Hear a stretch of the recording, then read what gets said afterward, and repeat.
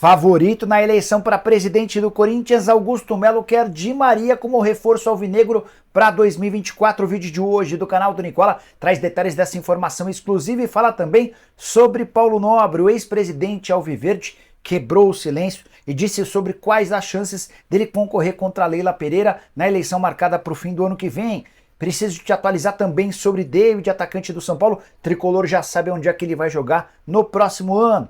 Já Gustavo Grossi, que é o diretor da base do Internacional, é cotado. Tem muita gente cravando que ele vai para o Flamengo. Que há de verdade nessa história? Preciso te atualizar também sobre as chances de rebaixamento e de título depois da rodada super importante do Campeonato Brasileiro, com direito a mais uma derrota do Botafogo. Tudo isso e muito mais a partir de agora. Antes, deixa eu só me apresentar. Me chamo Jorge Nicola, jornalista esportivo, e o objetivo por aqui é deixar você por dentro de tudo que está rolando com o seu clube do coração. Para não perder nada, só apertar esse botão vermelho de inscreva-se, ativar todas as notificações. Não esquece de deixar like para esse vídeo chegar para mais pessoas. Combinado? Bora começar contando que todo esse conteúdo tem um oferecimento de Aposta Real, mais nova parceira do canal do Nicola. Tô colocando na tela jogos dessa sexta pela Série B e sábado pelo Campeonato Brasileiro, começando com a sexta. Tem Vila Nova e Londrina. Se o Londrina empatar ou perder, estará rebaixado matematicamente. Vou de vitória do Vila.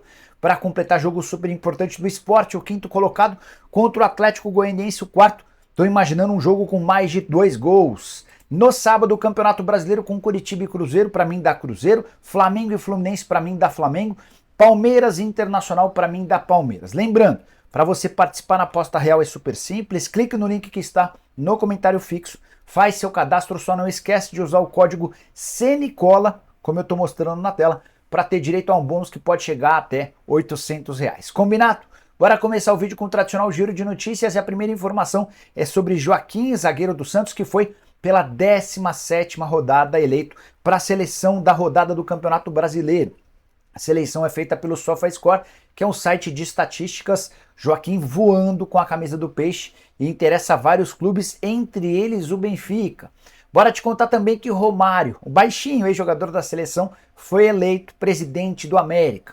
Ele, no seu discurso de posse, disse que está assumindo o clube porque o seu pai era torcedor fanático do América. Ele cresceu torcendo pelo Diabo e quer devolver o clube aos seus melhores momentos. Já Luizito Soares, autor de 3 gols na vitória de virada do Grêmio contra o Botafogo por 4-3 em São Januário, foi perguntado a respeito de ficar no ano que vem pro Grêmio ou no Grêmio, e a resposta foi, abre aspas, temos que desfrutar o momento, o dia a dia, fecha aspas. É o Soares deixando bem claro que vai mesmo pro Inter Miami. Já Lucas Perry, goleiro do Botafogo, que chegou a ser convocado para a seleção brasileira, foi muito vaiado pelo torcedor do próprio Botafogo em meio à derrota pro Grêmio. Para mim, ele não teve culpa em nenhum dos 4 gols do tricolor gaúcho. Quero falar também que o Al Hilal decidiu suspender a inscrição de Neymar, tudo para que ele possa contratar um jogador estrangeiro em janeiro. Vocês sabem que o Neymar não volta a jogar antes da metade do ano que vem. Para fechar o giro de notícias, Daverson foi perguntado sobre a possibilidade de ir para o Grêmio. Recentemente ele fez postagem misteriosa na conta do Cuiabá. Daverson voltou atrás, disse que não tem nada fechado, mas também não cravou sua permanência no Dourado em 2024. A saideira do giro de notícias, contar que a Série B vive momentos decisivos, além daquele jogo que eu contei agora há pouco para vocês, que pode rebaixar o Londrina. Teremos no domingo a chance de o Vitória garantir matematicamente seu acesso e também o título do Campeonato Brasileiro. Vitória que pega o Novo Horizontino, um dos times que ainda sonham com o acesso para a Série A. Quero falar agora sobre Paulo Nobre. Querido pela maioria dos torcedores do Palmeiras, tem milhares de torcedores alviverdes que sonham com a possibilidade de o Paulo Nobre ser candidato à presidência para concorrer com a Leila Pereira na eleição marcada para o fim do ano que vem. Paulo Nobre veio a público para dizer algo que eu já havia contado para vocês, muitos não acreditaram. Agora, com esse discurso do Paulo Nobre, acho que o assunto fica encerrado de vez. Esse depoimento foi dado à galera do Os Boca Palmeiras. As frases são as seguintes, abre aspas.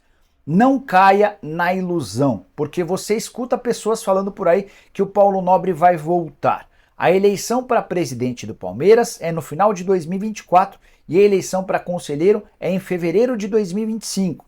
Eu teria que ser conselheiro para sair candidato, e eu não sou conselheiro, diz o Paulo Nobre, que completa para deixar bem claro se ele vai ou não concorrer com Leila Pereira, abre aspas. Então, é absolutamente impossível eu ser candidato na próxima eleição para presidente, a não ser que tivesse uma mudança de estrutura de estatuto, desculpa, absolutamente casuística, o que eu não concordaria. Paralelo a isso, eu não gostaria mais de conviver com as pessoas que militam na política do Palmeiras. Eu amo o Palmeiras, como todos vocês, mas o fato de eu amar não significa que eu tenha que estar militando dentro do clube, fecha aspas. Paulo Nobre alega que do ponto de vista legal é impossível que ele concorra, por ele não ser conselheiro. A eleição do conselho acontece depois da eleição para presidente, e ele também deixa bem claro que não tem a intenção de concorrer à presidência, porque não quer mais viver esse ambiente político, se desgastou demais com várias das lideranças do clube, principalmente com Leila Pereira, com quem ele é desafeto total. Dessa maneira, Leila Pereira será candidata da situação e deve ter algum adversário de bem menos expressão na oposição, com grandes chances dela conseguir a reeleição para mais 3 anos, isso no ano que vem, beleza? Bora falar agora sobre o São Paulo, que já tem informação sobre o futuro de David. Atacante que joga no Tricolor, emprestado até o fim da temporada, ele pertence ao Internacional. O São Paulo pagou R$ 1.200.000 para ter o jogador por empréstimo até o fim da temporada, e se quisesse ficar com o David em definitivo, precisaria pagar 4 milhões de euros, coisa completamente descartada. Dentro do São Paulo, o Tricolor já tem a informação de que o David vai jogar no Bahia na próxima temporada. Essa informação corre depois de o David comentar com outros atletas. Só para contextualizar, o Bahia hoje tem como técnico o Rogério Ceni, o mesmo que contratou o David para o São Paulo. David e Rogério Ceni trabalharam juntos no Fortaleza, Rogério trouxe o David para o São Paulo e o Rogério pediu a contratação do David para o Bahia em 2024. Mas, Nicola, e se o Bahia cair? Informação que se tem dentro do São Paulo é que ainda que o Bahia caia, não vai alterar nada no projeto. A ideia do Grupo City é atender ao pedido do Rogério Ceni. Essa é uma das prioridades do treinador do Bahia em relação a reforços para a próxima temporada. Então o David fica até o fim desse ano no São Paulo, volta para o Internacional para se mudar para o Bahia. Resta saber se esse negócio entre Bahia e Inter vai ser em definitivo ou por empréstimo. Imagina-se que o Grupo City tentasse a contratação do jogador por empréstimo, mas é de se acreditar também que o Internacional vai fazer o possível e o impossível para vender o atleta. A tendência é que esse negócio seja sacramentado nos próximos dias. Quero falar agora sobre Gustavo Grossi, o homem forte das categorias de base do Internacional. Tem muita gente cravando que ele já é reforço do Flamengo para 2024. Só para você entender um pouquinho sobre quem é o Gustavo Grossi, antes da gente trazer atualizações, o Grossi era o CEO do River Plate no momento mais vencedor do River nos últimos anos, naquela era Marcelo Gallardo. O Gallardo era o técnico do River Plate. Ele e o Gustavo Grossi assumiram o River Plate na Série B do Campeonato Argentino. Devolveram o River à primeira divisão, fizeram com que o River fosse campeão de absolutamente tudo, incluindo a Libertadores da América. Em março de 2021, o Gustavo Grossi decidiu trocar o River pelo Internacional para assumir um projeto para cuidar de todas as categorias de base. 7 meses atrás, o Flamengo procurou o Grossi para que ele ocupasse o mesmo cargo no Flamengo. Na oportunidade, o Grossi disse que tinha contrato com o Internacional até o fim desse ano e não gostaria de romper esse contrato. Qual a situação atual?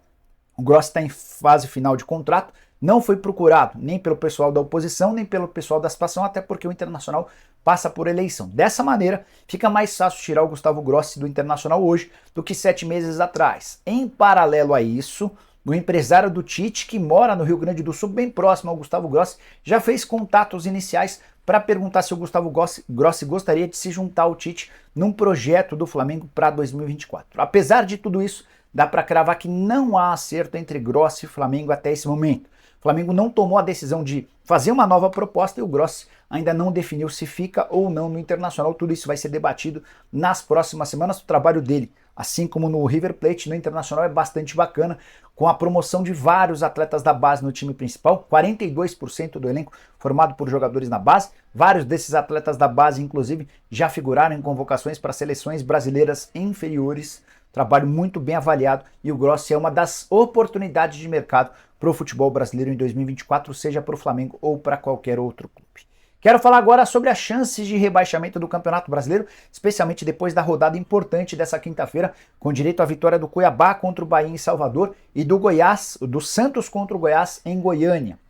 O Santos, praticamente livre da zona do rebaixamento, foi a 41 pontos, tem mais vitória do que todos os seus concorrentes, 11 vitórias, até por isso o Santos tem apenas 5% de chance de rebaixamento. Cuiabá também praticamente livre, ou livre, né? Cuiabá com a vitória diante do Bahia foi a 44 pontos, tem 1% de chance de queda, é o mesmo percentual do Fortaleza. O Internacional com 2% de chances, dá para dizer que esses times escaparam, assim como o São Paulo que tem 45 pontos. Se tem muita gente se livrando, dá para dizer que o Goiás está bem perto de se juntar a América e Curitiba. O América 100% de chance de queda, Curitiba 99% e o Goiás, depois de perder em casa, foi para 85% de chance de rebaixamento. O que se desenha hoje são clubes lutando para não ficar nessa última vaga do Z4. E entre esses times a gente tem o Cruzeiro, que hoje ocupa a zona do rebaixamento, mas tem 21% de chance de queda. O Vasco, que está fora da zona, mas tem 33% de chance de queda. E o Bahia, que está fora da zona do rebaixamento, mas aparece com 41%. Aí você deve estar se perguntando, mas Nicola, se o Cruzeiro está no Z4, por que ele tem menos chance do que os seus concorrentes? Porque o Cruzeiro tem 2 jogos a menos do que o Bahia e tem 1 jogo a menos do que o Vasco da Gama, além do fato de ter uma tabela, na teoria, não tão complicada quanto dos seus adversários. Então, hoje, para os matemáticos, ou para o Tristão Garcia, que é o dono desses percentuais que eu estou mostrando, o América caiu, o Curitiba está quase, o Goiás com 1 pé e meio no rebaixamento e o Bahia passou a se tornar o favorito para essa 4ª vaga. Já que falei sobre rebaixamento, quero contar agora para vocês sobre chance de título do Campeonato Brasileiro mais disputado dos últimos anos. Por mais incrível que possa parecer, Botafogo havia feito um primeiro turno espetacular, mas conseguiu naufragar no retorno, só tem campanha melhor do que o América. O Botafogo conseguiu perder mais uma vez de virada, tinha 3-1 contra o Grêmio em São Januário, tomou 4-3 com 3 gols de Luizito Soares, jogo com muitos protestos, torcedor do Botafogo absolutamente enfesado. Detalhe importante, Botafogo chegou à 4ª derrota seguida, são 5 jogos sem vencer, 2 vitórias nas últimas 12 partidas. Percentual de 90% de chance de título foi caindo, era de 40% no início dessa rodada, de acordo com o Tristão Garcia, é de apenas 28% hoje. O Grêmio é o vice-líder do Campeonato Brasileiro, tem a mesma pontuação do Botafogo, perde apenas no critério do saldo de gols. Grêmio, que vem de 5 vitórias seguidas, aparece com 20% de chances de título.